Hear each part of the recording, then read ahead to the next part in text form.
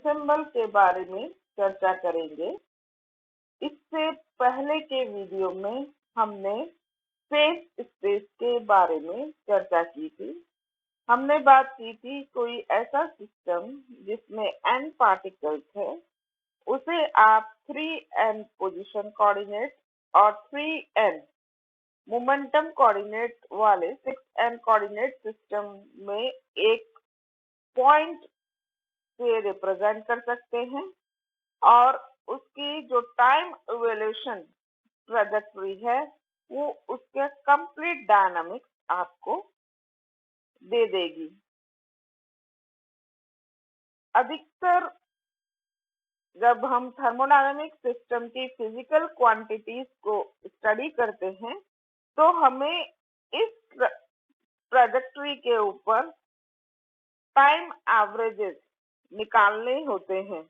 For example, मान लीजिए हम सिस्टम के प्रेशर को स्टडी करना चाहते हैं, जो कि एक मैक्रोस्कोपिक क्वांटिटी है, जो कि उसके एटम या मॉलिक्यूल के इंटरेक्शन से रिजल्टेंट से प्रेशर अराइज होता है। हम प्रेशर कैसे निकालते हैं कि प्रेशर क्या है? Force per unit area. जो मॉलिक्यूल कंटेनर के वॉल्स पर जो फोर्स अप्लाई करते हैं नॉर्मली, तो force per unit area pressure होता है। फोर्स यानी change in momentum per unit time, यानी आप प्रेशर निकालने के लिए आपको change in momentum per unit time per unit area निकालना है। तो इसके लिए आपको एक पीरियड ऑफ टाइम के लिए, जैसे कोई एटम है, उसका कुछ मोमेंटम के साथ वो वॉल से टकराता है, जिससे उसका मोमेंटम चेंज होता है। तो आप जो एक्सपेरिमेंट कर रहे हैं, तो ये टोटल आप टाइम नोट करेंगे और फिर इस चेंज ऑफ मोमेंटम को उस टाइम से डिवाइड करेंगे और फिर एरिया को उससे डिवाइड करेंगे। तो ये आपको उस एटम के द्वारा जो वॉल पर प्रेशर अप्लाई किया गया है वो मिलेगा। तो इस तरह से ये आपको टाइम के लिए, ये जो क्वांटिटी प्रेशर आप निकाल रहे हैं, तो इसमें आपको एक टाइम के लिए एवरेज आउट करना है और वो सारे पार्टिकल्स के लिए करना है। तो ये एक बहुत टीडियस वर्क है। तो इसको इजियर वे में आप किस तरह से आप फिजिकल क्वांटिटीज जिसमें इस तरह के टाइम एवरेजेस हैं को प्राप्त कर सकते हैं, को निकाल सकते हैं, इसके लिए गिब्स ने एक बहुत ऑल्टरनेट मेथड दिया है जिसको हम देखेंगे। तो गिब्स और बोल्ट्जमैन दो ऐसे साइंटिस्ट हैं जिन्होंने स्टैटिस्टिकल मैकेनिक्स में बहुत काम किया है।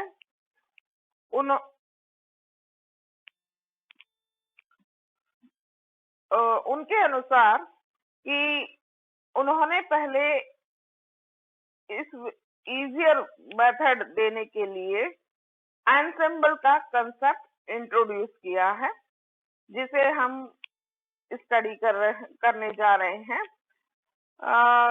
जैसा कि हम जानते हैं कि कोई भी सिस्टम में लार्ज नंबर ऑफ पार्टिकल्स होते हैं।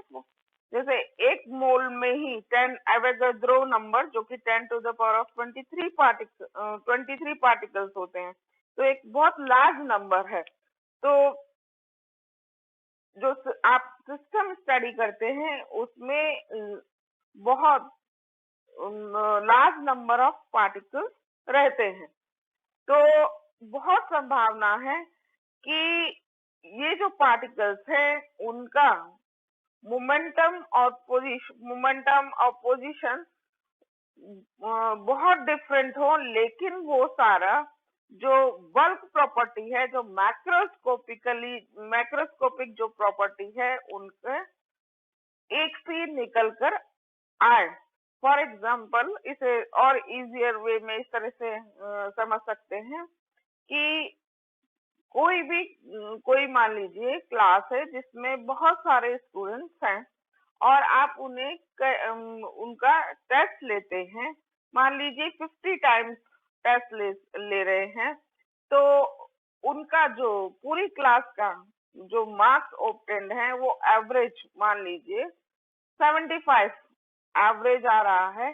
तो 75 एवरेज मान लीजिए, ये 10 टाइम्स 75 एवरेज आ रहा है, तो ये 10 टाइम्स हो सकता है। जो मार्क्स का डिस्ट्रीब्यूशन है सभी स्टूडेंट का उस क्लास के हर बार अलग होगा, लेकिन जो एवरेज है वो 75 निकल कर आ सकता है। वैसे ही जब आपके पास जो सिस्टम है उसमें बहुत बड़े अमाउंट में पार्टिकल्स हैं, तो उनका जो हर बार हो सकता है मोमेंटम और मॉलिक्यूल जो पोजीशन है मॉलिक्यूल की उनका अलग अलग हो, लेकिन जो एवरेज आउट होकर आपको सेम मैक्रोस्कोपिक स्टेट यानी सेम वैल्यू प्राप्त हो। तो दूसरे शब्दों में से ये कह सकते हैं कि गामा स्पेस में जो अपना गामा फेस स्पेस है उसमें कई ऐसे पॉइंट्स हो सकते हैं जो कि एक ही मैक्रोस्कोपिक स्टेज को डिनोट कर रहे हो, भले ही उनके माइक्रोस्कोपिक बिहेवियर अलग अलग हो, उनके माइक्रो स्ट्रक्चर्स अलग अलग हो, और चूंकि हर पॉइंट स्पेस में एक सिस्टम को डिनोट करता है, तो हम ये कह सकते हैं कि ऐसे कई सारे सिस्टम हो सकते हैं जिनका कि माइक्रोस्ट्रक्चर डिफरेंट हो, लेकिन उनके मैक्रोस्कोपिक थर्मोडायनेमिक स्टेट सेम हो। तो ऐसे सिस्टम ऐसे फेस स्पेस में इस तरह से इन सिस्टम्स का रैंडम कलेक्शन एंसेंबल कहलाता है। ऐसे सिस्टम्स का जिनका कि माइक्रो स्ट्रक्चर्स डिफरेंट है, लेकिन उनका एवरेज आउट होके जो मैक्रोस्कोपिक स्टेट है वो सिमिलर है। तो ऐसे सिस्टम्स का जो रैंडम कलेक्शन है वो एंसेंबल कहलाता है। तो इसको इस तरह से डिफाइन कर सकते हैं, a random collection of such system each of which correspond to the same macroscopic thermodynamic state but has different microstructures is called an ensemble. Ensemble का कंसेप्ट इसलिए इम्पोर्टेंट है कि गिब्स ने ये कंसेप्ट दिया कि आप किसी सिस्टम में एक गिवन किसी क्वांटिटी के लिए एक गिवन पीरियड ऑफ टाइम के पर एवरेज आउट करने की बजाय आप यदि किसी एंसेंबल पर इस गिवन इंस्टेंट ऑफ टाइम पे एवरेज करें, तो आपको वही रिजल्ट मिलेगा जो कि आप एक सिस्टम पर एक गिवन पीरियड ऑफ टाइम के लिए एवरेज आउट करेंगे। जो एंसेंबल है वो 3 टाइप्स के होते हैं, micro canonical ensemble, canonical ensemble और grand canonical ensemble. Micro canonical ensemble में ऐसे सिस्टम्स होते हैं जो कि आइसोलेटेड है और जो आपस में ना तो मास यानी कि ना तो पार्टिकल्स को और ना ही एनर्जी को एक्सचेंज करते हैं। इस कारण से उन हर सिस्टम की जो एनर्जी है और जो पार्टिकल है वो फिक्स रहते हैं, क्योंकि वो ना तो एनर्जी को एक्सचेंज कर रहे हैं और ना ही पार्टिकल को एक्सचेंज कर रहे हैं, इसलिए उनके एनर्जी और पार्टिकल कांस्टेंट रहते हैं। दूसरा तरह का जो एंसेंबल है वो कैनोनिकल एंसेंबल है।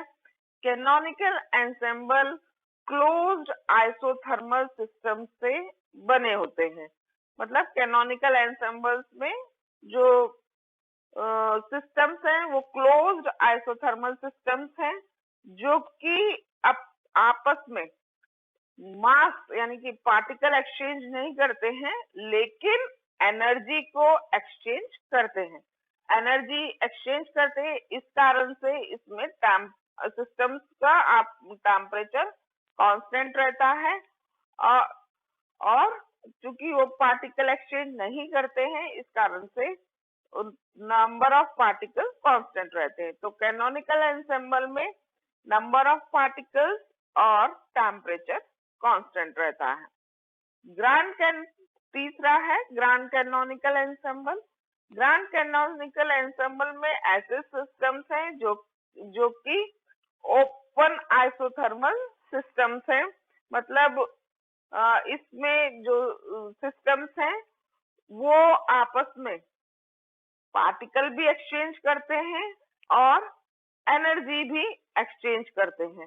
एनर्जी एक्सचेंज करते हैं, इस कारण से उनका टेम्परेचर कांस्टेंट रहता है, क्योंकि एनर्जी तब तक सिस्टम में आपस में एक्सचेंज होती है जब तक कि टेम्परेचर सेम ना हो जाए सबका।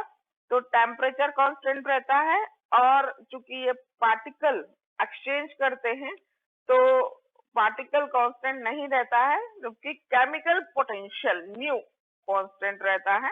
केमिकल पोटेंशियल म्यू क्या होता है, इसे हम आगे जब लेक्चर्स और स्टडी करेंगे तब हम इसे डिटेल में स्टडी करेंगे। तो प्रैक्टिकली जो हमारे जो सिस्टम जो एंसेंबल है वो कैनोनिकल एंसेंबल इम्पोर्टेंट है। यदि आप कैनोनिकल एंसेंबल में आइडियल कंडीशंस अप्लाई करते हैं तो आपको माइक्रो कैनोनिकल एंसेंबल प्राप्त होता है, और यदि आप इस पर क्वांटम मैकेनिकल कंसेप्ट अप्लाई करते हैं तो आपको ग्रैंड कैनोनिकल एंसेंबल प्राप्त होता है। नेक्स्ट वीडियो में हम कैनोनिकल एंसेंबल को डिटेल में स्टडी करेंगे। धन्यवाद।